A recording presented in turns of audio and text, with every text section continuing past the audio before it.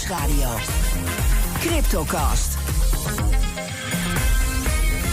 Herbert Blankesteijn. Welkom bij de Cryptocast met vandaag Binance en FTX, twee van de belangrijkste cryptobeurzen, vechten openlijk een ruzie uit op Twitter. Wat is daar aan de hand? Dit is de aflevering 245 van de Cryptocast met een half uur crypto-nieuws op de radio. En daarna gaan we door als podcast, waarin we praten over de Bitcoinvoetbalclub Real Bedford FC. Met onze gast Peter McCormack, Bitcoinpodcaster en directeur van Real Bedford FC. Hij is hier nu niet, want wij spraken hem een paar weken geleden op Bitcoin Amsterdam.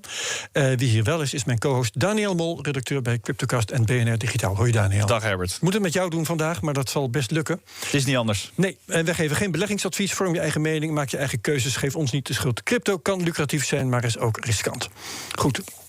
Het nieuws dus waar we het grootste deel van deze uitzending mee gaan vullen is Binance en FTX. Het zijn twee paradepaardjes van de cryptowereld. Allebei succesvolle en belangrijke cryptobeurzen. Die hebben het nu met elkaar aan de stok. Binance-topman CZ, zo heet die kortweg, Changpeng Zhao, als je het voluit zegt, die maakte zondag openbaar dat zijn bedrijf een grote positie heeft aan FTT. Dat zijn tokens van FTX. En die willen ze gaan liquideren om zo, naar het zeggen van CZ, een risicovolle situatie te voorkomen. Dat schoot in het verkeerde keelgat van, komt weer een afkorting, SBF. Dat is Sam Bankman-Fried. En hij is de oprichter van FTX. Volgt u het nog? Nou, Daniël, waarom bezit Binance, die beurs van de van oorsprong Chinese CZ, een hele berg tokens van de concurrent FTX? Dat is raar. Dat is raar inderdaad, maar ook niet. Dat is gewoon te vinden op internet. Binance heeft sinds de oprichting van FTX in 2019 altijd een positie gehad in dat bedrijf. Ze hebben heel vroeg gezien, joh, daar zitten intelligente mensen en daar kunnen we in investeren. Dat doen bedrijven gewoon, nou eenmaal. Ja, voor rendement. Ja, precies. En FTX is toen heel erg snel gegroeid. En eigenlijk nu de tweede exchange achter Binance. Binance is by far de grootste. Daarachter komt FTX. Een factor 10 geloof ik, hè? Las ik nog. Ja, in volume. Volume vind ik altijd een beetje lastig mee. Okay. Maar inderdaad. Iets in die orde van grootte. Afgelopen jaar, toen het nog allemaal best wel goed ging in de cryptomarkt, toen hebben ze gedacht, joh, FTX is zo gegroeid, wij gaan onze investering daar weghalen. Gewoon liquideren zoals je dat normaal doet. Winst nemen. Winst nemen, precies. Ja. Daar hebben ze $2,1 miljard voor gekregen. En dat is uitgekeerd in Binance USD. Dat is hun eigen stablecoin. Ja. En de andere helft, vermoedelijk de helft, is uitgekeerd in FTT. En dat is de FTX-token. En daarom zitten zij dus op een hele berg van die exchange-tokens van FTX. Ja, dat was een goedkope manier voor FTX om van dat belang af te komen. Want die tokens maken ze zelf. Precies dat. En ik denk ook dat het lekker is voor beide ecosystemen om daar echt een flinke deal in te doen.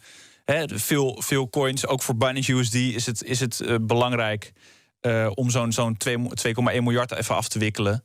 Het is makkelijker dan dat je het in USDT doet, wat weer van een andere exchange is. Ja, en het gaat lekker makkelijk van het ene adres naar het andere. Maar precies. Nu wil Binance van die tokens af. En waarom willen ze dat? Ja, Binance ziet risico's bij het vasthouden van die FTT-token. CZ, de topman van Binance, die heeft een hele serie tweets openbaar gemaakt van, joh, wij gaan die tokens verkopen. Hij laat niet direct weten waarom hij dan risico's ziet. Maar waarschijnlijk heeft dat te maken met nieuws dat dan vorige week weer naar buiten kwam. Want toen had nieuwswebsite CoinDesk kreeg de balans van Alameda Research in handen. Nu wordt het echt ingewikkeld. Een nieuwe factor in het verhaal. Ja, en Alameda Research is een investeringsbedrijf en een marketmaker die ook in handen is of ook opgericht is door die Sam Bankman-Fried. Die ook eigenaar is van FTX. FTX, ja.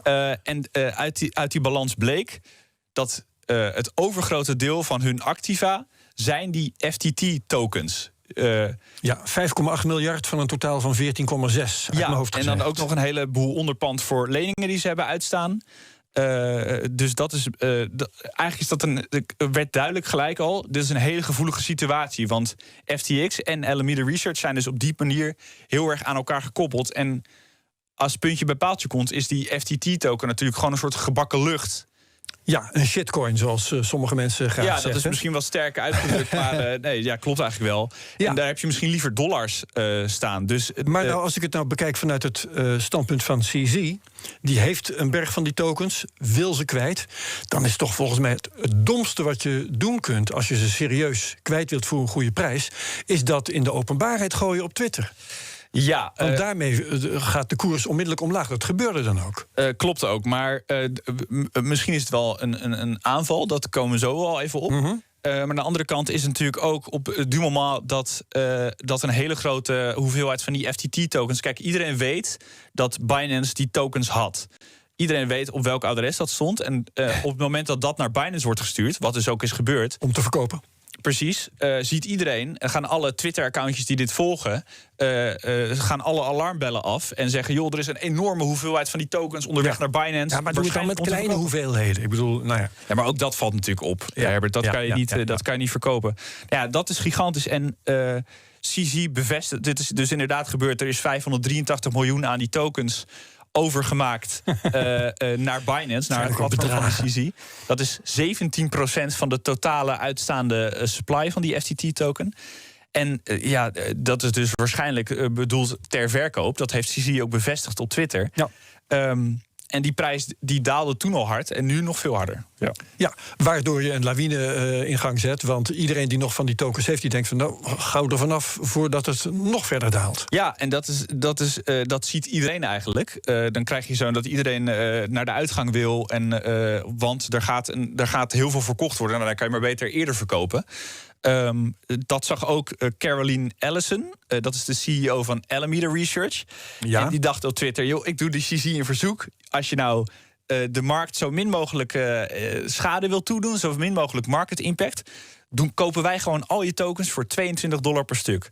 Nou ja, op dat moment was de koers inderdaad 22 of $23. Ongeveer $22 was een best mooie deal.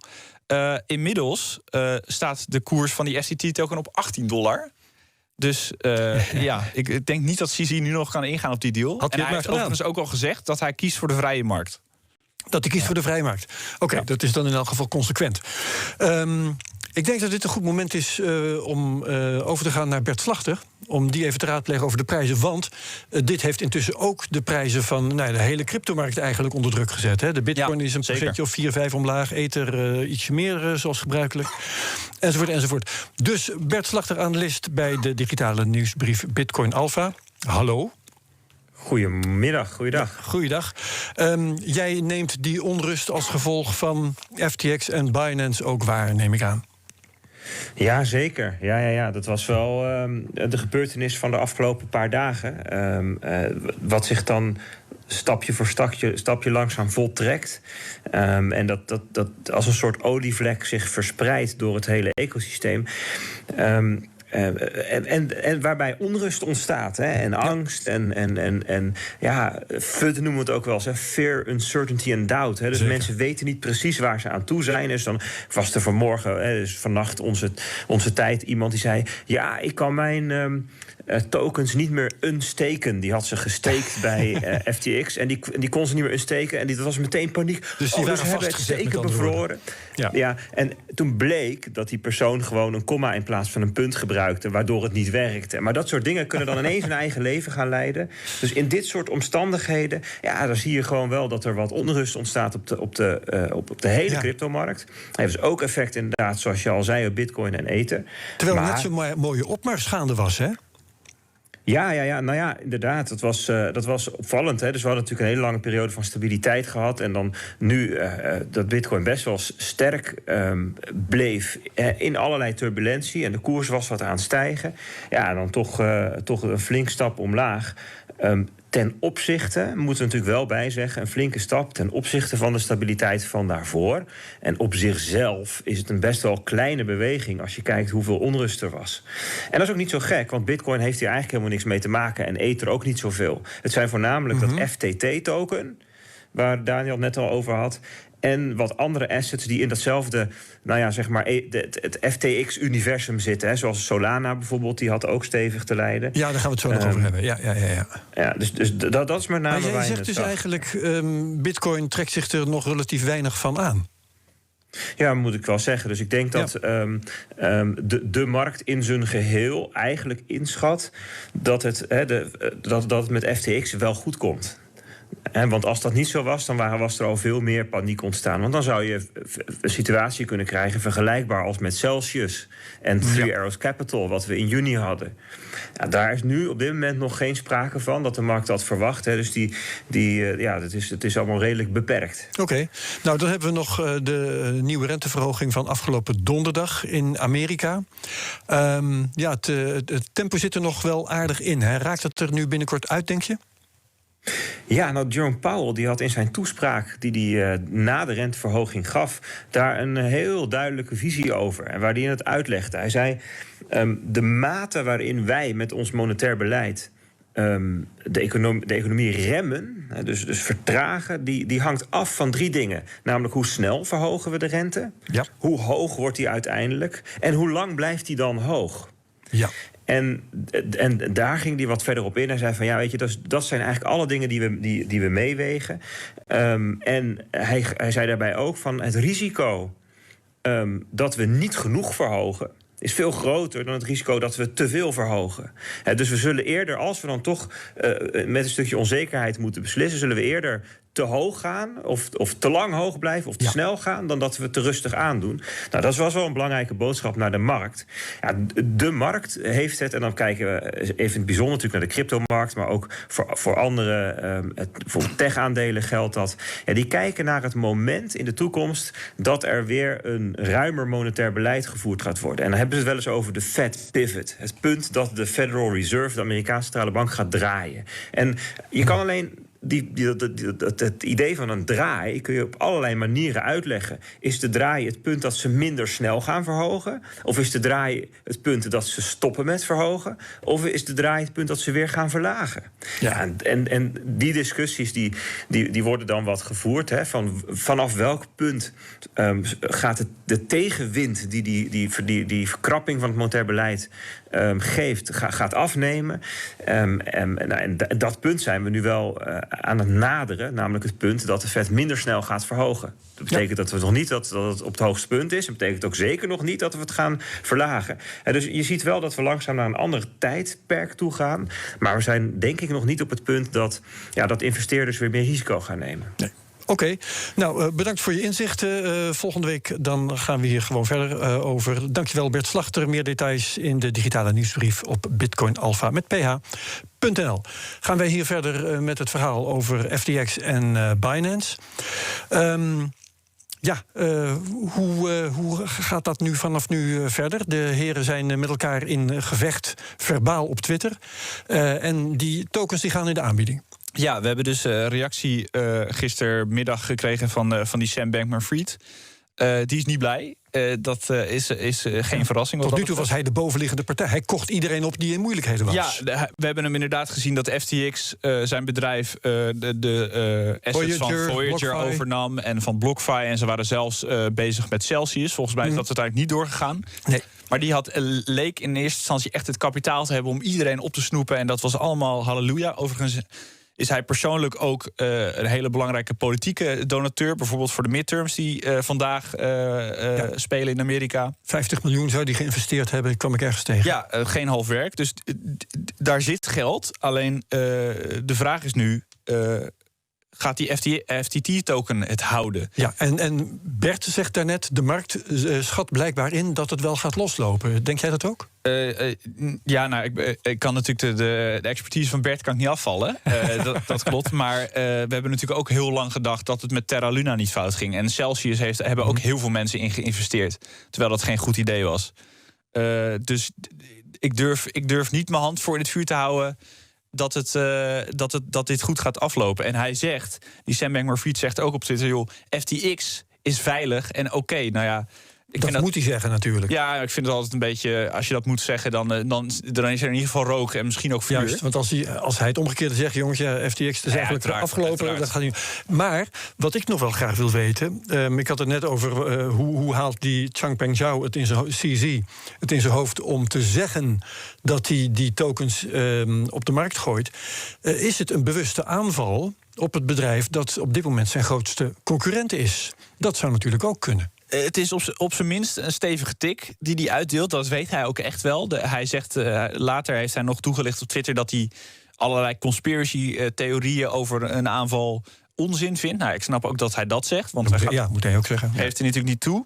Alleen, het feit is wel, het is heel pijnlijk. En kennelijk houdt dat die token, lijkt het ook last van te hebben. Want er wordt een hele grote hoeveelheid verkocht. En de markt begint nu ook het vertrouwen te verliezen. Maar aan de andere kant zou je kunnen zeggen, joh, zij hebben uit die deal een hoeveelheid tokens gekregen op basis van een waarde. Eigenlijk heeft Binance geen enkele verplichting om die tokens vast te houden van een concurrent. Nee, maar het is ook niet in hun eigen belang om die tokens op de markt te gooien. Want dat laat hun waarde meteen verdampen. Dat zou je toch wel ietsje strategischer, tenminste mijn idee, ietsje strategischer kunnen aanpakken. Ja, dat kan wel. Maar kennelijk zien zij sinds vorige week, denk ik, sinds die balans openbaar is, die overigens dat die balans helemaal klopt, wordt ontkend door die CEO waar ik het net over had, die Caroline. Dat terzijde. Maar sinds die balans openbaar is, zien zij in de woorden van CZ, zien zij een Terra Luna-achtig risico. Ja. Dus een risico op totale instorting voor het houden van die FTT-tokens. En dan is het gewoon gezonde bedrijfsvoering dat je die positie liquideert, denk ik. Ja, oké. En als je dan met die ogen kijkt naar dat Alameda Research, de balans daarvan is ook all over the place op dit moment. Ja. Ik noemde net al, 14, zoveel miljard hebben ze dan aan assets. En 5, zoveel miljard daarvan is alleen al die FTT-token. Een ander deel is Solana. Ja. Een deel van die FTT-tokens zijn er ook nog eens een keertje onderpand voor leningen die ze hebben. Dat is ook niet totaal wijs beleid, zou je zeggen.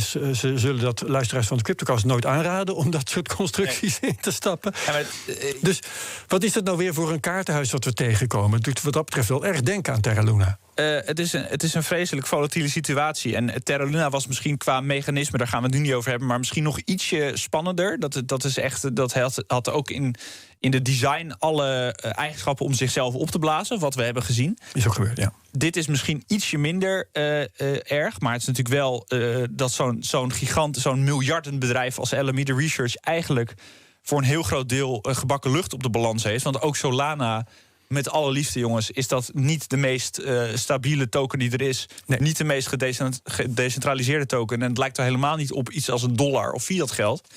Ja, je neemt gewoon een gigantisch risico. En kennelijk is dat bedrijf, ja, ik zou niet weten waarom ze dit doen, maar ja. Je hebt waarde voor die token misschien. Oké, durf jij een voorspelling te doen? Wat we volgende week tegen elkaar kunnen zeggen? Nou, het vermoeden is, en dat ik heb niet zelf in de blockchain ben ik niet gedoken, maar het vermoeden is dat Binance nog niet eens begonnen is met verkopen. Nee. En er is nu al 25% af van die FTX-token. En ik zie ook overal op Twitter mensen die dan de futuresmarkt aan het volgen zijn, dat er heel veel mensen denken van, joh, ik open een contractje om te speculeren dat die FTT-token nog verder gaat instorten. Dus een soort speculatieve aanval, waar de ultieme winst natuurlijk is, als we het met z'n allen naar 0 krijgen, verdient iedereen geld. Behalve FTX. Ja. De vraag is alleen, ook daarmee kun je het deksel op de neus krijgen natuurlijk, hè? Absoluut. Dat kan. Ik raad het niemand aan om dit te gaan doen, want het is gewoon keiharde speculatie. Alleen, waar ik dan wel bang voor ben, FTX is echt een grote speler. En in die zin groter bijvoorbeeld dan Celsius. En als we kijken hoeveel schade Celsius al heeft kunnen doen aan het ecosysteem van cryptovaluta als een geheel, ja, dan is dit in ons belang het zou in ieders belang zijn om FTX niet failliet te laten gaan in die zin. En heeft FTX voldoende kapitaal om al die FTT-tokens op te kopen en in de kachel te stoppen? Ja, nou goed, als ik dat wist, Herbert, dan zou ik nu gelijk de futuresmarkt opduiken. Toch wel. Dat is echt speculatie, maar de markt die begint wel echt te twijfelen. En kijk, Bitcoin heeft hier niet zoveel mee te maken, dat zegt Bert terecht. Ja. Alleen het piept en kraakt. Dat is gewoon echt wel de conclusie. Ja, oké, dat is de conclusie voor dit moment. Ik denk dat we er volgende week nog wel het nodige over hebben te zeggen. Want het is een spannend verhaal en het gaat gewoon door. Gaan wij het hebben over de podcast? Want hierna nemen we geen podcast op, want we hebben hem al klaar. Maar die podcast die gaat over Peter McCormack. Die is bij ons komen zitten op Bitcoin Amsterdam. En we hebben met hem gepraat, wel over Bitcoin, eigenlijk heel weinig over podcasting. En vooral over zijn voetbalclub, wat voor hem in de eerste plaats een hobby is, maar ook een vehikel om Bitcoin verder mee onder de aandacht te brengen. Hoe heb jij dat gesprek ervaren? Ja, nou, het allerleukste wat ik eigenlijk bij hem ontdekte is... in eerste instantie dacht ik, joh, dat is gewoon een rijke gast. Die heeft zijn voetbalclub en die wil zeg maar een beetje voetbalmanager spelen, maar dan in het echt. Dat idee. Maar hij is... de indruk die ik kreeg is, hij is zo vreselijk betrokken bij Bedford, zijn stad of een stadje waar hij vandaan komt. Die voetbalclub, hij is daar volgens mij nu het overgrote deel van zijn tijd daarmee bezig, in plaats van met Bitcoin podcast doet hij erbij, ja. Ja, en ik vond dat heel leuk, dus hij is er echt mee bezig. En aan de andere kant, het gaat helemaal niet zoveel over Bitcoin. Die Bitcoin is meer een aanleiding geweest. En nu probeert hij dat een beetje doorheen te verweven. Maar eigenlijk is het is niet per se een Bitcoin-voetbalclub. Het is een voetbalclub die ook iets doet met Bitcoin. En hij heeft echt nagedacht over hoe je een voetbalclub managt. Hè. Dat is niet de core business van deze podcast, ook van onze podcast.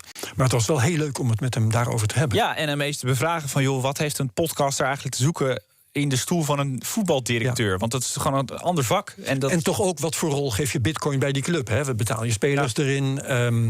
Gebruik je het om Bitcoin te propageren? Ja. Laat je fans in Bitcoin merchandise kopen? Waarom zijn er allerlei grote crypto-sponsoren die hem een lokaal clubje in Engeland gaan sponsoren? En ik heb een shirt gekocht, hè? Weliswaar voor euro's. Ja, nee, we hadden afgesproken dat je die vandaag ook aan ging doen. Ik zal het heel binnenkort een keer aantrekken. Ik moet het toevallig... Ik moet eraan denken om het of thuis al aan te doen of het in mijn tas te stoppen. Maar dat shirt dat komt een keer mee en dan ga ik ermee voor de camera zitten. Dat is bij deze beloofd. Maar goed, heel erg leuk gesprek geworden en met veel plezier gedaan. Dus wie meegaat naar die podcast, heel graag.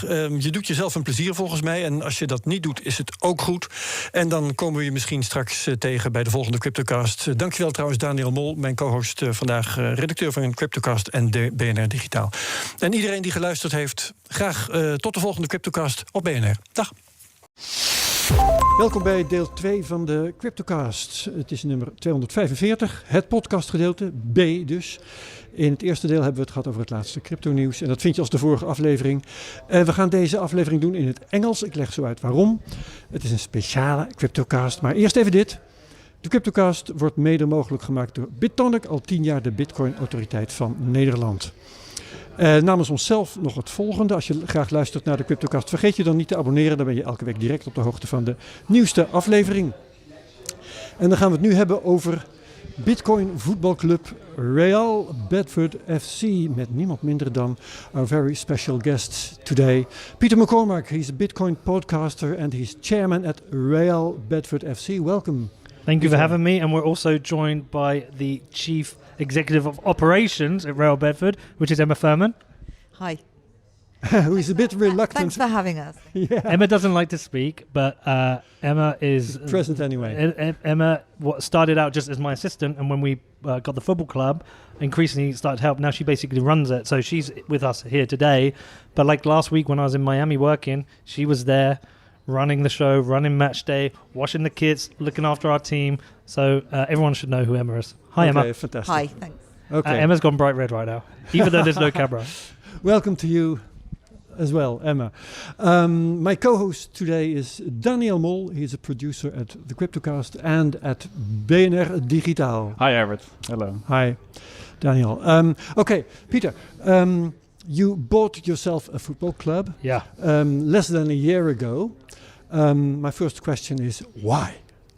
I mean, why not? It's like, do you like football? Just because you can. Yes, I'm a fan. Yeah, I mean, it's like it's the best job in the world. I mean, I used to think I had the best job in the world. It's the greatest thing. It is kind of a dream, like a childhood dream, maybe. There's like two sides to it. The first side is as a football fan, running your own team is hugely exciting and fun, and all I'm thinking about right now, as Emma knows, is I'm thinking about Saturday. We've won our first 11 games. We're playing Rugby Borough. I want it to be 12, and I cannot wait to get back to that game. And so, like, for selfishly, it's just the most fun. But also, to contribute something back to the town where I'm from. I'm from a little town called Bedford. I'm very proud of where I'm from.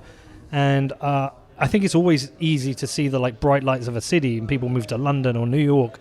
But I think it's like trying to do something for your hometown and raise up your hometown is a cool thing. Bedford is a town which has certain areas of deprivation and its own challenges, and to be able to do something to excite local people, it's really cool. So yeah, I did it for me, and I did it for Bedford.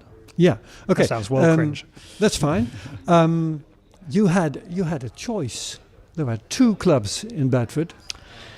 Tell us about that. Well, so we actually tried. So there's 2 clubs. Yeah, there's Bedford Town, who are 3 divisions above us. So the English Football League is a you high. You bought the lesser one. Yeah, I bought the smaller.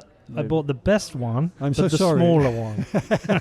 No, I know what you mean. Yeah. So the English football pyramid, the way it works is you have the 4 professional leagues: the Premier League, the Championship, League 1, League 2. Yep. Then you go to the National League, and then below that it's an actual pyramid. So then that splits into North and South, and it keeps going down. And we're in the 6th division of under the football league, so the 10th tier, 10th level. So level when overall, Bedford Town at that time were in the 8th, we approached them. We offered to buy it. Emma was with me actually. We offered to buy it. They said no. They wanted to do their own thing. That was fine. We made a very good offer. So then we're like, oh shit, what do we do now? And somebody said, oh, there's a team next door. I was like, really? I thought that was their reserve team, and it turned out there was. So yeah, we bought them, and in some ways, I think that would turn out to be like a blessing in disguise. Do you think? Yeah, I agree. Definitely. Okay. And why is that? Because we're doing better. Because we're it's easier to win your games now. Absolutely. We're winning all of them right now. 11 out of 11. Yep. I know. You have, but we also got to shape it how we want. Like Bedford Town has a history. They're over 100 years old. Yeah.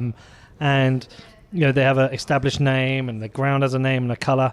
Like the team we bought had nobody goes to fucking watch them when we bought them. Like apart from their family or the friends of the players, there was like one guy who went all the time, and so nobody gave a shit about them. So in some ways it's like, well, how do we establish something we want? So we changed the name, which we never would have done with Bedford Town because it's got history. Yeah. We changed the name and we changed the colour and we became Royal Bedford and we wear orange. So we got to build the brand of the team we wanted to create. So I think it's a blessing in disguise. Why did you change the name? Why Real Bedford? As a matter of fact, I started thinking it was supposed to be Real Bedford. I had to talk to Herbert, and it was like... You never heard of Real Madrid? Yeah, I do, of course, yeah, but that's Spanish. Yeah, so Bedford has a long history of a relationship with the Spanish. No, I'm only kidding. So what happened is everyone washed the shore there. Well, everyone got the 2 teams mixed up. No, sure. Some people didn't know the difference between Bedford Town and Bedford FC. Okay. And so people to get them confused. So we knew we had to change the name. And so wanted quite a different name. And when I was thinking about it, I was like, I just want a name that's kind of funny. And so I'd gone out to America and I went to see Miami play, Beckham's team, and he called them Inter Miami, like Inter Milan. So I was like, huh. Well, so I thought about Inter Bedford, but that sounds a bit shit. So then I was like, well, Real Bedford. Well, let's go. I went through them all and I was like, no, I like Real Bedford. But the funny thing was, so we did it. We did all our branding, designed all our stuff. Turns out there's another team in Bedford called Real Bedford, a Sunday league team playing in Division 5, like the smallest league you can possibly be in. But if you are registered with the Football Association with that name, nobody else can. I was like, are you kidding me? Like, what? There's another Real Bedford. So we had to buy the name off them because we designed all our merchandise, all our kit, we done all our branding. So yeah, we bought the name off them. Okay, how much? I think it was £1,000. Yeah, £1,000. So not too much to us for them. That's cheap. But for them it's great. They could go and get new kits and stuff. So it worked out for both of us. Well, what's all of this got to do with Bitcoin? I mean, that's a good question. Well, it doesn't have to have anything to do with Bitcoin. I wanted to buy a football team. I wanted to buy my local team, and I wanted to get them in the Football League. Now, football is hard. It's a money-based business, right? If you have not got enough budget, you cannot be. It's almost impossible to be in contention for the league. You get random things like when Leicester won the league, but they just lucked on building suddenly a great team, and they had a good manager at the time. But generally speaking, I think about 70% of the success is budget. Now, someone will say, well, so-and-so did it without money. I'm like, fine. But if you go to each league and you had at the end of the season and you had each team's budget, I think it will kind of reflect the budget. There'll be some anomalies. Sure. So I was like, well, how do you do this? Well, Bedford isn't a rich town. They already have a team. How do we build a team and build some interest? And I was like, I think you have to be able to stand for something that can attract people external.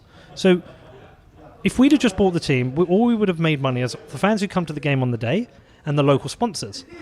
okay, we'll become the Bitcoin team, which means we have an international audience that follows the streaming, buys our merchandise, and international sponsors. So it's just a model. I mean, Forest Green Rovers are a football team in the UK, and they're based on the idea of green energy and veganism, and they've built an audience based on that. Hashtag United are based on media, and there are clubs doing different things, and they're all been wildly successful. So that's what it was, and through that, I'm now trying to orange pill my town of Bedford. We got a meet up this Saturday. Hopefully 50, 60 people will come there, of which some will be Bitcoiners, some will be local no-coiners, and gradually trying to get across financial education. But for me, Bitcoin isn't anymore about teaching about Bitcoin. People is about teaching them what's wrong with the current system. It's up to them to go and then understand Bitcoin. Yeah, and don't force it down their throats. Yeah, because somebody came to me and said, I want to run a competition at your thing. I want to have like a stand. I was like, listen, they don't want it forced down their throat. They know we're the Bitcoin team. If they want to go and check it out, they can. They can come to the meetup. But like if you force it down people's throats, there's kind of a diversion to it. People just don't want it. Yeah. Go ahead. So when you took the wheel, when you took over the club, what things did you change? Like, it seems to me it's very hard. Like suddenly you're a chairman of a football club. It's like playing Football Manager in real life, but what did you do? Well, so you kind of can segment a team, a football club, into different things. But ultimately, it's a business. Okay, so we had to focus on the business side. Like, how does this make money? Because at some point, it needs to be sustainable. Okay, so we have match day revenue, which Emma's worked on. I'll let her talk about that. And can I interrupt you here? Yeah. Because when you bought the club, as it was it making any money? No. Was it a business at all? None of the players were paid. Right. We were at that level. It probably made 25 grand a year, I guess, and that 25 would cover the costs of electricity and looking after the pitch. Our budget for this year is significantly higher. Like we're talking hundreds of thousands because we've got players being paid. We have invested so much money into the facilities. We stream every game. That costs us 60,000 a year. We put an irrigation system in at the pitch, which was 20 grand. We spent a lot of money, but what we're trying to do is build out everything we need for the future. But for us, a lot of focus was on the business side. Then you have the marketing side, which is the brand. And then you have the team. We got the right manager in. We gave him a budget, not as big a budget as people think, but a good budget. But it's hard to say what we did. We just did everything. You're almost like fighting fire because there's so much. You cannot believe how much there's to do with a team. And lots of little things. Like you have to have a program on match day. We have to, by the regulations of the league, have to have a program. So we had to we got to do that today. Sorry. So we have to make a program. We have to make sure the refs have refreshments. We have to pay the ref. There's so much. What would you say? There's more involved in a football club than we ever thought, wasn't there? From programs, merch stands, our Bitcoin meetups that we do just every day. Yeah. Stocking, washing the kits. Me and you wash the kits. Yeah. The KITs. Yeah, the kit, the football, the jerseys. Yeah, that's right. It's never-ending list of things to do. What we do, our benchmark is the Premier League, which people are like, what? Sure. You sound like an idiot. I'm like, what we do is everything we do. I go, what does a Premier League team do, and how close can we get? So we'll look at Man City, Liverpool, Arsenal. So with our ground, we can't do anything about it. Our ground is tiny and rubbish, but we've improved it. But like when we do our programs, okay, what does a Premier League team do? Okay, we can do some of that. When we do our player photography, we can do some of that. Our website's pretty good for a team at our level. Yeah, definitely. You look at teams that are like levels above us, their websites are rubbish. So we're constantly trying to create that, and then because what that does, it creates a culture in the club of success based on working hard. Like we work so hard. Me and Emma, like every day we're on this. And that feeds across to the manager and the players because they're like, well, they're really providing us with everything we do. They want to go out, not only win for themselves, but win for us. Yeah. When you started all this, what made you think you could lead a football club? I mean, you said it's a business. You did run a business, so you were doing that. But it's a different kind of business. You were running a podcasting business. But for me, the fundamentals of business are the same, right? Huh? All I've ever known in business is that if I work hard, I can do all right. So I just work hard. So I get up at 6 and I just work hard and I focus on the detail. and treat people well. That's all I've ever known. So if it's a podcast, what I'm doing is I'm making sure I've got the best website with the best marketing. I'm on every platform just by working hard, just doing all of that. It's the same with the football club. It's just about working hard. I don't know I can do it. I'm just trying. It's working at the moment. Will it work forever? I don't know. But I'm there's no point where I said, like, I even think about that. I just get on with it. Yeah. Okay. How much does a football club like Bedford FC cost anyway? Yeah, so I mean, I can't really talk about that because we agreed the finances with who we bought it from will be undisclosed, but not a lot. I mean, it's like negligible compared to how much we spent investing into the club. You know, I mean, nothing a Bitcoin podcaster can't afford. Well, yeah, I mean, maybe. But like to do what we really want to do long term, I'm going to need people to want to invest and get behind this. You know, football's expensive, and we're treating it like a startup. We therefore have to spend ahead of, you know, where we ultimately think we'll get, and that means ultimately, like, I can't afford to do all that. I'm not wealthy, no. So but you are famous. And you're well known in and you're well known in the Bitcoin world, yes. and you managed to get some money from a whole lot of sponsors, Bitcoin companies like Gemini, like Compass Mining, Casa, and a whole lot more. Yeah. So was it easy for you to convince them to give you money for your football club? I think but I think it's also in that these are all people I've worked with before. And so I think they trust me. They're like, I say I'm going to create my podcast. They know how hard I work at that, and the podcast have been successful. So when I said, look, this is what I'm going to do with the football club, I think they're like, well, we trust Pete. You know, he's done that before. Well, but what will be interesting is next season, if we go up, whether people renew and want to sponsor us again. That's going to be the challenge. And you'll probably need more money then, of course, being higher up. Yeah, of course. Yeah. But we'll have bigger crowds and things like that. But how big is the crowd these days? Well, it's very small. But it's a lot bigger than last year. So our first game of the season was 270. It's 5 people now. No. We had 273 on the opening game, which is the highest in the league this season for any team in our division. Yeah. And of the 4 highest attendances in the league, 3 have been ours. So we're getting around like 150 to 170, apart from the opening one. But this game this Saturday, I'm hoping we're going to have over 200. I've got a feeling we're running a Bitcoin meetup beforehand. A lot of people have told me they're going to try and come. So the goal. And how many listeners was your podcast attracting again? Well, listeners and downloads are different things. I mean, it does 1 to 1.3 million a month, but that could be somebody listening to.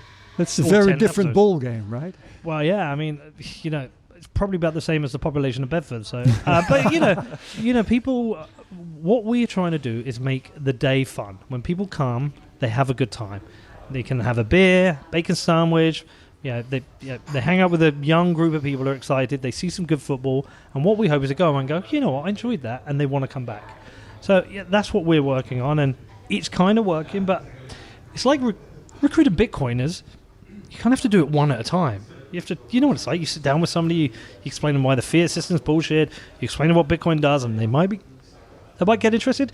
Recruiting football fans is the same. It's just like one at a time. And but you're actually now making a point of telling those 200 spectators about Bitcoin, explaining to them but what not, that is. Again, not in their face. So like we have the Bitcoin meetup, they can come to that. Now, if they read our program, they'll see Bitcoin mentioned. Maybe a few of them have checked out the podcast, but we're not going, here, we're a Bitcoin club, go and learn about this, buy this, you've got to pay in Bitcoin. We're not doing any of that. We are exposing them to the idea it exists, but it's up to them to go and to dive in. It's a football club first and foremost. Yeah, it's a football club. Just Bitcoin is part of our DNA. Right. Yeah. Because it's part of the DNA of my work. Still, when you bought it, you said something like it's going to be managed according to the Bitcoin standard. So yes, I mean the ultimate goal. Yeah. So ultimately, I plan our finances long term based on Bitcoin, but we are a fiat business. So what I mean by that is, we have had sponsors pay us in Bitcoin. We have people buy our merch in Bitcoin. We have people at the ground pay in Bitcoin. We don't convert any of that back into fiat. That all stays in Bitcoin. But we get paid in pounds, and we allow that. The reason we keep that money in Bitcoin is that's money we don't want to touch for 5-6 years, because you never know, that might be the money that buys us a ground. Like if Bitcoin goes to $1 million, the money we have now in our treasury would pay for a new ground. It doesn't now. Yeah. Now it pays for a porta cabin. But so when I say a Bitcoin standard, what I mean is it's not a full Bitcoin standard, but we plan our long-term finance based on Bitcoin, which is like I do personally. My mortgage, the way I bought my mortgage was considering Bitcoin. And the way I plan my pension is Bitcoin. The way I plan my shopping or my next holiday is not based on Bitcoin, it's based on the pound. So we're doing a similar thing. The long-term stuff is all Bitcoin-based. Yeah. Okay. Now you have these crypto companies, Bitcoin companies,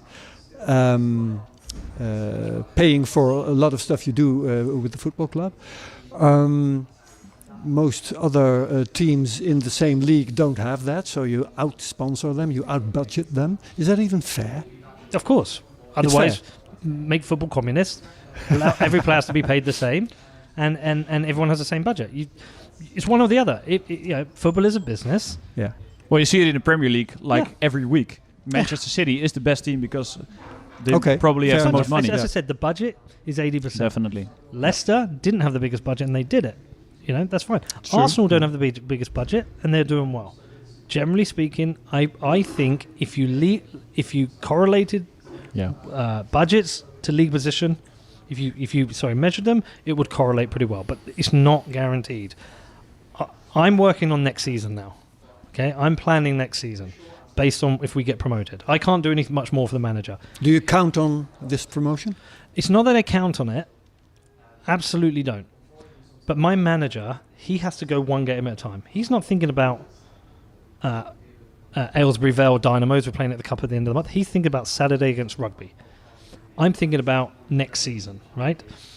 And that's not me being arrogant and saying we're going up. That's me saying if we do go up, we need to have we need to be prepared. Yeah. I want, when that game ends, and if the last game, if we're up, the next day I can sit down with my manager and go, okay, how do we do it next year? And when he says I need this and this, I'm like, great, I've got it all ready for you. Because we will need a higher budget. We will need better infrastructure. He will need more people on this team. And so the only way I can do that is I have to know the budget for next year, and I have to gone out and done the work to make sure we have that. And so that's what I'm entirely focused on. So I'm there day to day, and if he calls me up and says we need something for the team, it's there. But I am writing my plan for next season, which I'll show you at some point, Emma. And that is based on us going to get promoted again. Again, once that season starts, I'll be planning the next one. And look, if it doesn't work out, we don't get promoted, fine. We go again. But I'm absolutely focused on next season. So who's in charge of the footballing side of the business? Do you just appoint a manager and rely on his expertise? Or So what it is, he has on the pitch, I have off the pitch. Okay, yeah. So player recruitment, picking the team, training, that's all him. I don't get involved for shit. If he turns around to me and says, look, I need some training materials, I need some new balls, we'll sort that out. If he needs to sign a player, he'll say to me, look, I want to sign this player. And I'll be like, what's the budget? He'll tell me. I'll say, explain why you need him. I will make the approval on the budget. And if very occasionally we'll talk about. I'll tell him what I'm doing with the business so he can see what's happening in the future and the team. But at no point am I ever going to tell him what to do. There's never comes a time where I say that player needs to play, or what are you doing here? That's entirely his remit. He can do that. And that's the same on my side. I run the business and I do everything on the marketing side, and that's my side. And I think it works really well. I mean, me and Rob text each other all day long. We speak usually at least once a day. We have a great relationship because we both know what each other's strengths are, and we just let him get on with it. And he is a great manager. Did you know one another before? No. I mean, what happened was when we were looking for a new manager, our old goalkeeper, Carl Forster, said to me, he said, Pete, go and get Rob Sinclair for Ainsbury. He will get you promoted. I was like, tell me. He said, just go and do it. And the second person said it. So I met him. I liked him.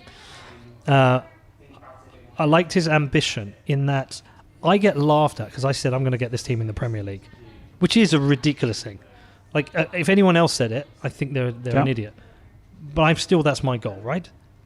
Sure. And I will set that goal, and I will do everything I can to get there. If I set my goal anything lower, like, I would only have myself to blame. I'm building everything for that. I said to Rob one day, I said, do you think you can manage in the Premier League? He said, yes. I was like, great. You're my guy. He might not. Who knows? He might do it with us. Might not. Of course. Who knows? Course, yeah. But like, he believes he will be good enough to manage in the Premier League, and I believe I'll be good enough to chairman a Premier League team. And that's like, great. We're both on the same page there. And me and him talk about a lot of things, football and non-football. But yeah, he's my guy, and look. We've played 11 league games. We've won 11 league games. We've got 33 points. We're crushing it. Quite a lot of goals. Quite a lot of goals. That is the team he assembled and his gameplay, and he's delivered. I wanted to ask about the team because you attracted quite a lot of good players. We did a podcast before on Real Bedford, as I told you, and I googled Dan Walker, I googled Tom Hitchcock, who got like experience at way bigger clubs. Yeah, I mean, Tom Hitchcock played in the division below the Premier League. Exactly. He scored in his debut for QPR. Yeah. And at first, great player. I was googling these guys, searching at Transfermarkt, which is this website where you can see everything. And I was like, this guy played at QPR, MK Dons, Rotterdam. This guy doesn't pretty belong good. at the 10th level. How do you attract these guys? Well, like, how do they react to the Bitcoin story? I mean, look, most of them don't really care about the Bitcoin thing. I think what they care about, it's not the Bitcoin thing. It's the fact that, like, they're playing at this level, but we're doing things right. We're getting crowds. We're getting interest. Being ambitious. Doing things in the right way. Like, most lads are kind of playing at the level they should. If you've got a bit more money, you can attract people down. Most of our players could probably play the level above. Some of them, if they're honest, only a couple I think could go higher. Dan Walker could play step 4, no problem. Yeah. I think it's not the Bitcoin thing. It is the ambition and how we're doing it. Well, what do you think? What do you think the players like? What do the what, sorry? What do the players like about playing for us? That we're a new team. And I think because you've got the ambition, and I think they want to drive that ambition. They're such a great bunch of boys, aren't they? Get on really well. And I think they know that Pete is really passionate about it. And I think I think that's what they're involved in. They're all excited where we're at and where we're taking it. Winning is infectious. Of course. So, however ambitious you are and how much of good a team spirit, if you go and lose your first 3 or 4 games, that's dead. Yeah. You know, and we're not, and we're winning every game. And now we've got like a shield up that people are trying to penetrate and they can't. And that buzz and that atmosphere breathes through the whole club. So in terms of the players, like Tom Hitchcock, his debut was QPR, scored in his debut. Some people just fall down the leagues. They just do, and for whatever reason he did. And I maybe at one point he thought of giving up, but he is, when you go and watch us, he's the most naturally talented player on the pitch. In terms of the way he moves and reads the game, you're like, yeah, you get it. And you know what? He's really starting to like play well. He scored my favourite goal our team has scored this season. It's not obviously the favourite goal because it's a header from a cross. You know, we've got this lad Kevin Owusu who keeps bashing them in from 30 yards, which are amazing goals. But this movement of this goal and the way he headed it in, I thought honestly it was like Premier League the way that happened. Dan Walker, Dan Walker's at Bedford Town. They got promoted last year. They're up in step 3. It just wasn't. I think step 3 is just a big push for him. He would maybe say he could, but he had the opportunity to come to us. It is a local team. It is Bedford, and he wants to be part of it. The thing now is, sometimes you've got to attract people by offering a good wage. Now, we don't overspend. We're not taking mercenaries.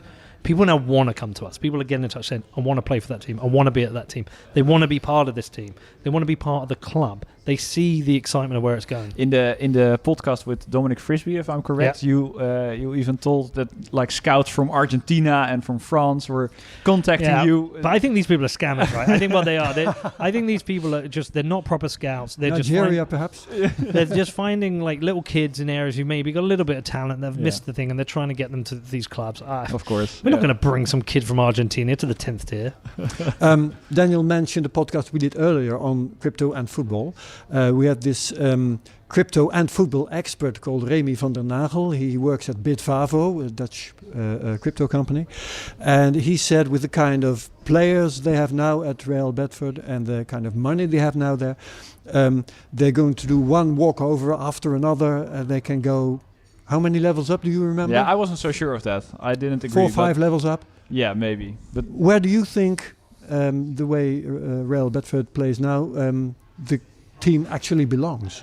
We belong in the division above. So if we were in the division above, I wouldn't confidently say we would win it. I would say we'd have a good chance of the playoffs. We certainly would be in the top half. Okay, right. That's not a problem. And I feel like the top 2 or 3 teams in our division would do that, but only 2 can go up every year, right? If we do go up, I think for us to go and challenge to win that title, we need to sign probably 4 players, maybe 5. Maybe from the division above that to go and have a chance. If we would maybe 2 divisions above us, we would maybe beat the teams at the bottom, maybe. Yeah. I mean, at the end of so we're in step 6. Very realistic there. Yeah, I mean, at the end, we're in step 6. At the end of the month, we're playing a step 5 team, division above in the cup. We're going to give them a good game. They're not going to be looking forward to that. It's going to be a good test. Well, it's a shit draw for them because we've got nothing to lose. If we lose, it's like, well, you expected you're playing a higher team. Yeah. They've got everything to lose. Like, if they lose to us, we're going to be like, you lost to a step 5 team. So, step 6 team. So, look, we are better than step 6. I think we're a top half step 5 team playing in step 6 right now. Yeah, it is. Yeah, sure.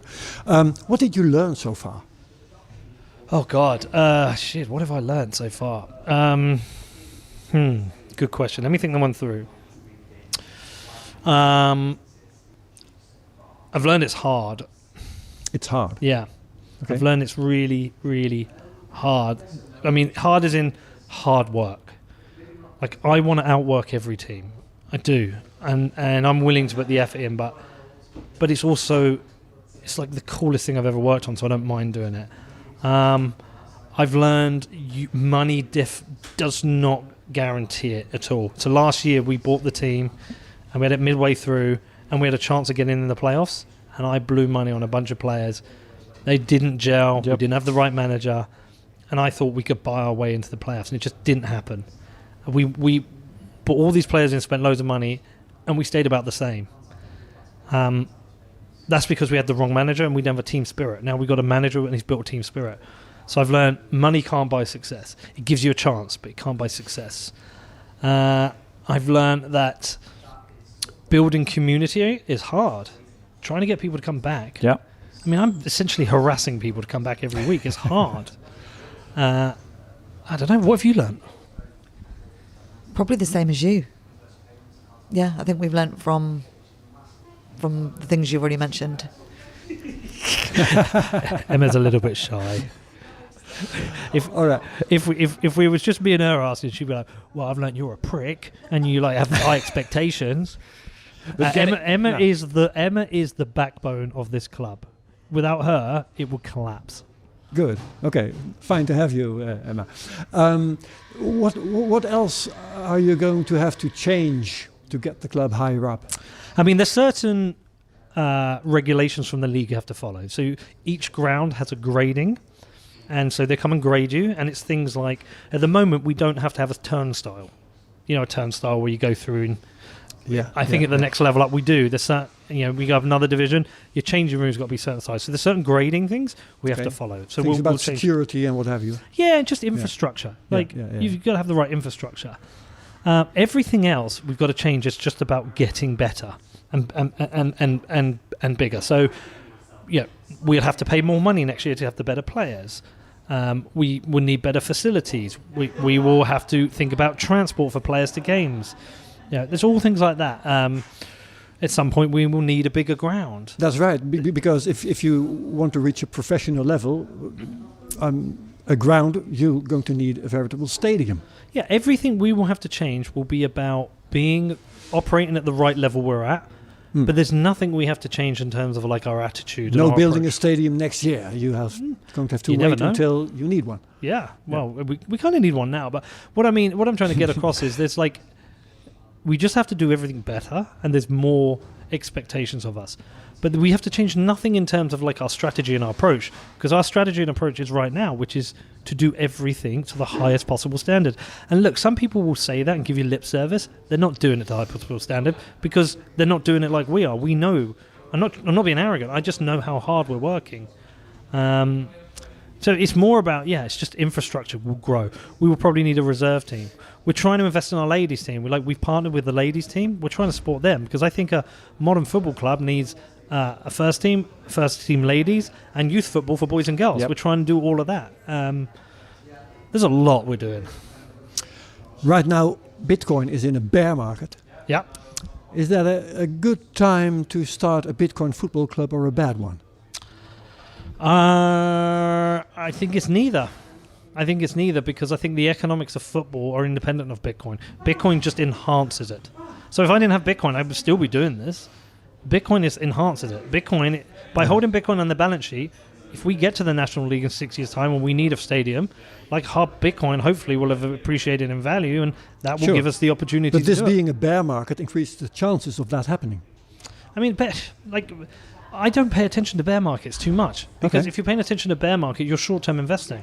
I know by the time I need to touch that Bitcoin, it will be worth more than it is now. It has to be, because Bitcoin adoption will continue to grow.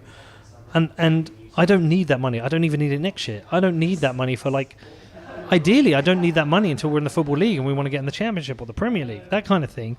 And then we will have a high budget. And that's our strategy. So do you spend the Bitcoin in any way? Do players earn Bitcoin by playing? Or No. Some of them maybe? So like I said, everything we take in Bitcoin, we keep in Bitcoin. Okay. But if we have to pay for something in Bitcoin, like we had a friendly and the ref wanted playing in Bitcoin, so we paid him in Bitcoin out of that. Right. So we have two things. We have our treasury and our float. Yep. Our treasury is where all the sponsorship revenue goes in from Bitcoin. Our float is where people buy tickets and buy beers and buy shirts online. And the float we will spend only if someone wants to be paid in Bitcoin. Apart from that, we do not touch it. This is long-term capital for us. Are there players that wanted to be paid in Bitcoin? We did have one last year, but no, nobody at the moment. I mean, the lads don't really fully get it. But what we're going to do soon is I'm going to be running an evening session where I'm going to explain Bitcoin to them, get them all set up with their wallets, and then we've got these cards. When somebody scores a goal as man of the match, we put the card out. We're going to add QR codes. You can tip them sats during a game, which I think will be cool. Great. Great idea. Yeah. Tipping the Really players. good. Yeah. It's a good idea. Are the merchandise sales going up yet? Well, the merchandise sales have been amazing, but they're dropping now because you generally have that kind of lag. There's that excitement at first. People buy a bunch of shit, and then they've already got it. But we do keep ticking over. Every game we still selling. I mean, the first game of the season we sold loads, but we're selling 2 shirts, 3 hoodies, a couple of t-shirts every game. Last game was £350 worth, about the same previous. I think the one before that was £600. And so that's locals coming over and locals buying. come to the game. But how about online? Online, in total, we've probably sold now around 80,000 of merchandise, which is unbelievable. We sold 1,200 shirts. People are buying our football shirt. For a step 16. For step 16. Yeah. Most teams, if they do something, they might sell 4. Yeah. Yeah. I'm definitely buying one. Good. I can tell you. You should. Yeah. You should buy all 3. And a hoodie. All 3. Yeah. It's a home one, an away one, and a training one. and a training one. The training one's the coolest. Is it? Yeah, it's really cool, the training one. It's black. It's black with orange. There's a couple of Easter eggs in it though. So in the logo, rather than having the established year, we have the established block, which is pretty cool. Yep. And on the back, on the collar, it says "Running Bitcoin," the famous How Finney tweet. Awesome. Okay. I'll have a look at that, but I'm definitely buying one. If we don't have 2 orders going to Holland in the next week, I'm going to be having words with you two. Okay. We're being watched. You're on watch. Right. But right now, what's in it for the sponsors at all? That's a good question. I certainly don't think it will translate into new customers at the amount they've spent. Maybe they thought Peter's going to be angry with us if we don't sponsor. No. I think what it is, it's a couple of things. I think it's an exciting thing to be part of. one of our sponsors, Ledger, they actually came over, and they had a great time and they understood it. But like, for me, what I'm saying to them is like, if we go up and we keep winning, this story will get bigger and bigger and bigger, and you'll always be associated with it. Well, you are the first Bitcoin-minded football club. Yeah, first mover. Well, so it's one of the reasons I've rushed it, because I've realized there can only be one Bitcoin team. Like anyone else who does it, they're second best. Like, we're the Bitcoin team. We're the one that Bitcoiners follow. So we had to be first. But I think for the sponsors, it's like they're essentially investing in me, proving I can do this. And we're proving it so far. And it will only create wider awareness. But I think also it's just really cool to be part of. Like, they supported this. They made this happen. Like, without them, I couldn't have done this. No. There is some competition, though. Crawley Town.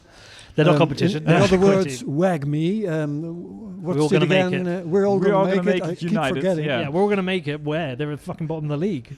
Yeah, they're at the bottom of League 2. We're going to make it into, like, the conference? Yeah. But they're like, isn't that a great lens for all of this? Like, we're the Bitcoin team, we're top of the league. They're a shitcoin NFT team, they're bottom of the league. Well, we talked about it in the podcast we did before, and it's like it's such a negative thing that like NFT people, anonymous people, just buy a football team. I don't know. I'm not sure. When I looked at Twitter, it was still called Crawley Town, but okay. What have they got to do with Crawley? Exactly. And you're from Bedford. Exactly. I've lived there my whole life. Fair enough. I've known Emma. I've spent more time in Bedford with Emma than Bitcoin's been alive. I've known Emma for 20 years? Yeah, like Bitcoin's 12 years old. Yeah. It's my town. I love it. I understand the DNA of the town. I know the people. Like, I walk around and at the ground and I probably know 40% of the people who come into the games. So I'm like, for me, Crawley Town was about NFTs for them.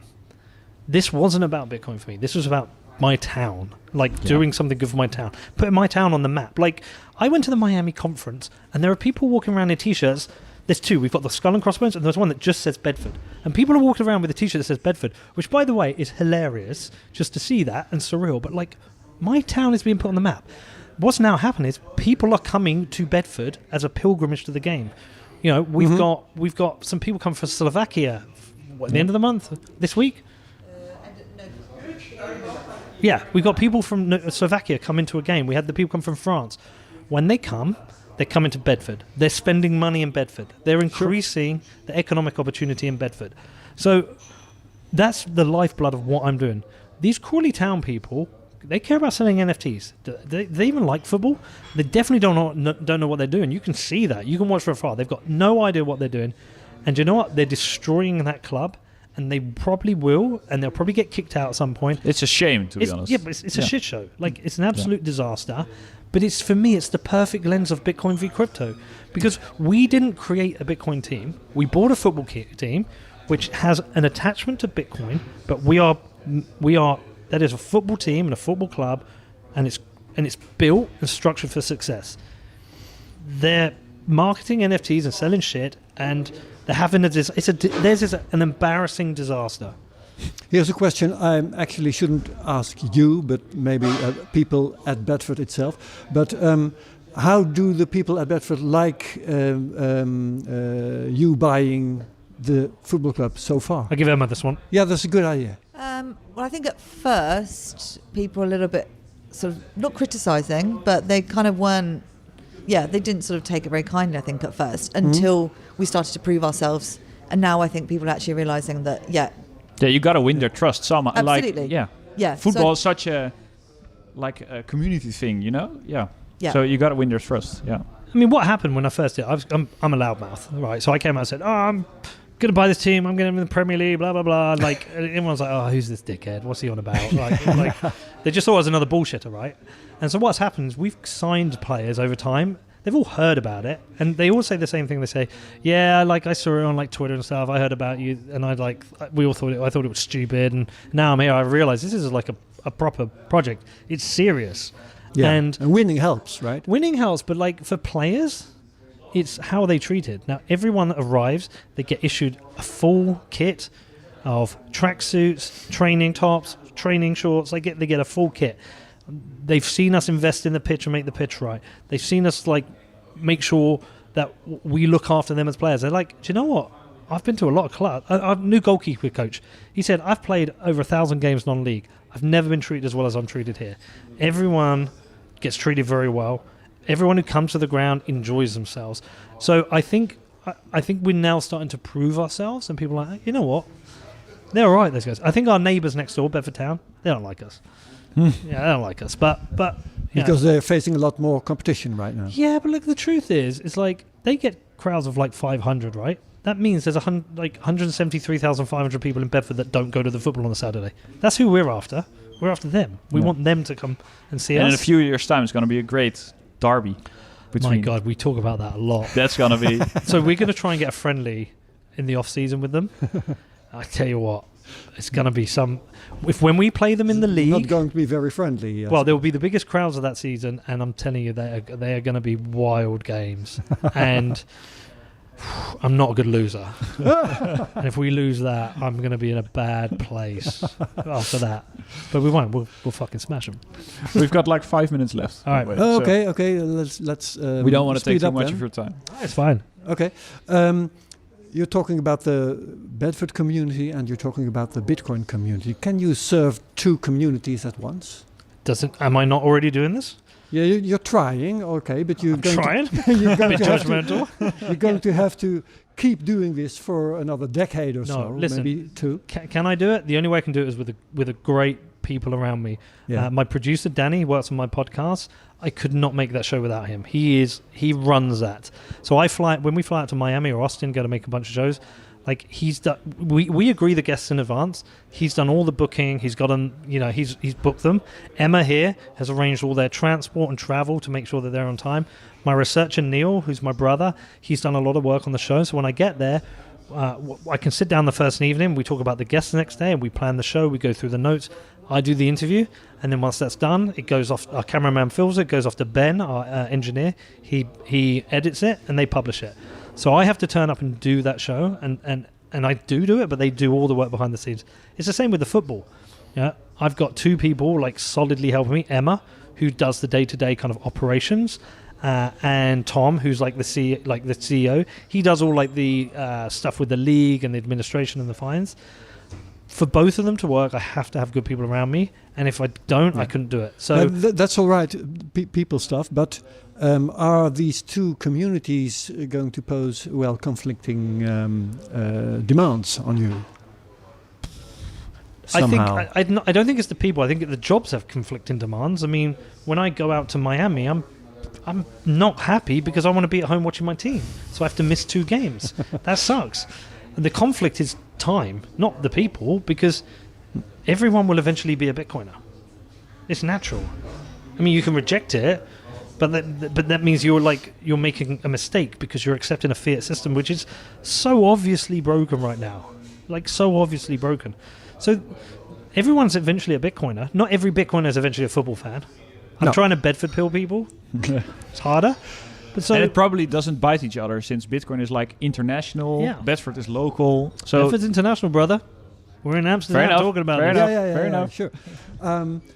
Would you care to look forward with us, maybe 5 years? Okay. Where will Bitcoin stand then?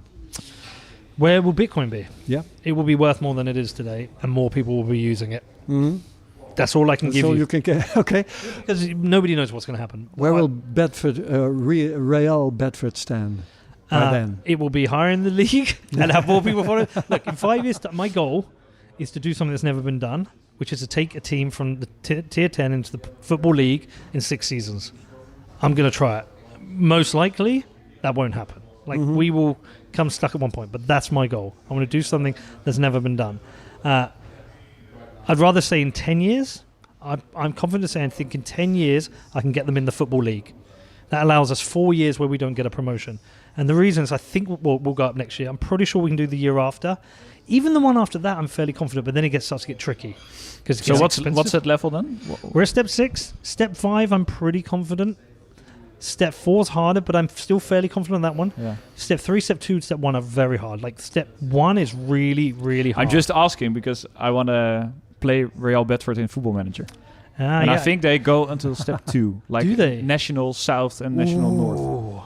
Yeah, no, So that's gonna be real. I might reach out to EA and say, you need to put it in early. No, it's not EA. It's that's FIFA. Oh, FIFA. Sorry, I'm too old to play computer games. I was a Pro Evolution Soccer guy when I was younger. So I would say, if we can get the business model right, so we can put ourselves into contention, I think in 10 years we can be in the Football League. Bedford's never had a team in the Football League. But even if step 2, step 2 would be unbelievable. At step 2, you're going to get crowds 2,000 to 3,000. That's amazing. Yeah. Can Real Bedford succeed without Bitcoin? Yes. Good. But can Bitcoin succeed without Real Bedford? Oh, that's the question. That's the question. Of course. Okay. No, we can, but it makes it harder. But it's not... It's a weird one. It's not like we need the price of Bitcoin to go up, but like we've got Bitcoin sponsors. Yep. They want to sponsor our club. Now it's going to be harder without them. But Bitcoin isn't going away, so like I don't worry about that. In maybe about 5 years' time, what role will Bitcoin play in the club's business? That depends. I just think it will be more of what we have now. More people will be using Bitcoin. More people are aware of it. There'll be more competition for the sponsorship because there'll be more Bitcoin companies. I just think like our club is just like anything else in life. Bitcoin will permeate our club like it will permeate other clubs, like it will permeate other parts of society, and it will just become part of everything we do. Like it's part of everything we kind of do now, but like even more so. But I just think it will just integrate itself more.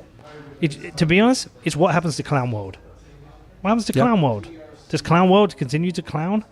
Like, do we continue to destroy the financial system? Do we continue to enforce censorship on people? Do we if we continue this bullshit, we're going to need Bitcoin even more, and Bitcoin will be even more a part of it.